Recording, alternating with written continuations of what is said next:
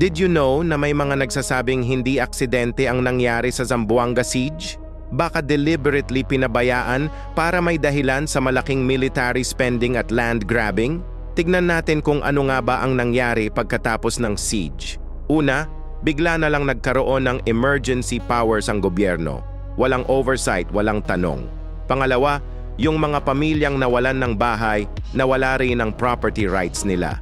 Pangatlo, yung mga defense contracts napunta sa mga kumpanyang may koneksyon sa mga politiko. Pero eto yung mas nakakagulat, yung mga indigenous communities permanently na displace. Yung ancestral lands nila naging military installations, yung reconstruction funds naman naging simula ng mga bagong political dynasties. Ang tanong, pwede bang gawin ulit ito sa ibang lugar?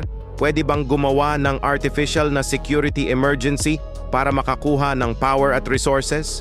Nakakatakot isipin. Pero posible bang nangyayari na ito ngayon sa iba pang lugar sa Pilipinas?